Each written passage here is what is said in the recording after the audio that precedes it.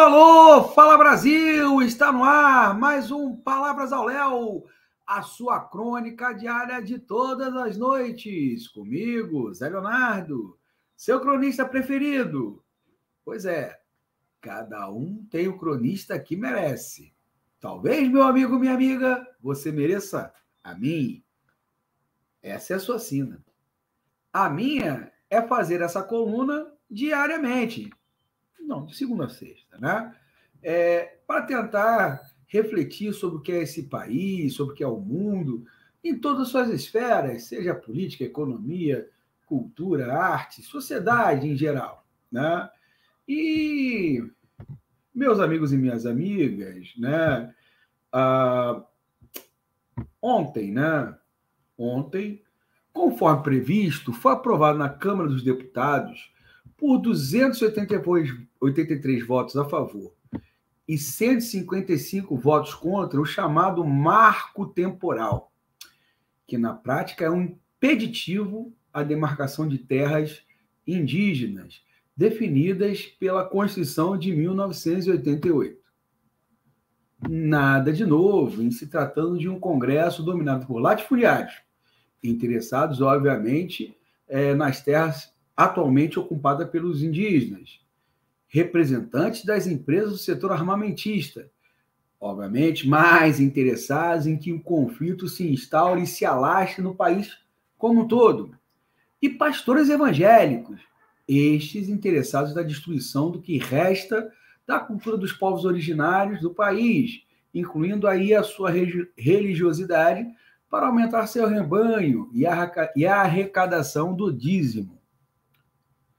Pela proposta aprovada, na Câmara, né, territórios só podem ser demarcados caso seja comprovado que já eram ocupados por indígenas ou pelos povos originários em 5 de outubro de 1988, data da promulgação da atual Constituição brasileira.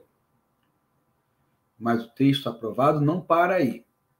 Dá a autorização para garimpo e plantação de transgênico dentro das terras indígenas, flexibiliza a política de não contato e isolamento voluntário, que é uma política que algumas, né, tribos adotam, de não querer o contato com o homem branco, né? Nesse sentido.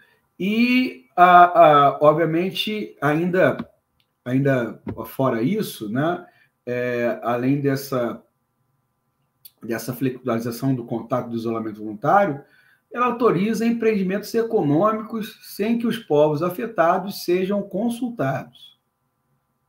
Enfim, essa lei inviabiliza na prática a vida nas terras indígenas. Quem ficou horrorizado com o massacre dos Yanomamis no início do ano, que ainda se pergunta que interesses estavam por trás da morte de Dom e Bruno, apesar dos seus autores ainda já terem sido identificados, quem tem apenas algum entendimento de como este país, ou mesmo antes deles existir, tratou os indígenas ao longo dos séculos, não pode ficar inerte a mais este ataque aos povos originários.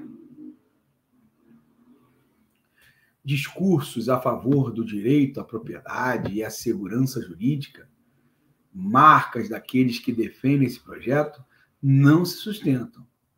Direito à propriedade? Se fôssemos nos basear nisto, ou seja, no direito à propriedade, o Brasil todo deveria ser demarcado, não é? Ou será que negaremos a quem pertencia este território até 1500? Quando eu falo pertencer, eu uso valores atuais. Obviamente, né, as sociedades indígenas, né, as sociedades pré-colombianas, pré-cabralinas, né, nesse sentido, né, aqui no Brasil, eles não tinham essa noção de propriedade, mas se fôssemos adotar esse critério, né, sendo anacrônico, né, obviamente, o direito à propriedade deveria ser respeitado, seria o direito à propriedade dos povos originários. E falar em insegurança jurídica beira o ridículo, já que a Câmara está aprovando uma lei que torna a Constituição Federal inoperante nesse quesito. E isso, com certeza, vai chegar ao STF. Entidades indígenas e a sua representação parlamentar têm reclamado da atuação do governo nesta votação. Sem base no Congresso, passou a impressão de que não se esforçou o suficiente para reverter essa tendência. Acho até que a questão é mais complexa que isto. Talvez não houvesse mesmo condições do governo barrar isso no Congresso, dada a sua composição. Mas poderia ter mobilizado a sociedade em torno do tema, e principalmente as entidades ligadas ao governo. Os indígenas se sentiram novamente abandonados. Passou a impressão que Lula e o governo estavam mais interessados em defender o governo Maduro, outro tema complexo que com certeza trataremos em outro momento, ou em articular com Arthur Lira a sua não derrota na questão dos ministérios, do que defender o direito dos povos originários. Aliás, que é um compromisso histórico do PT.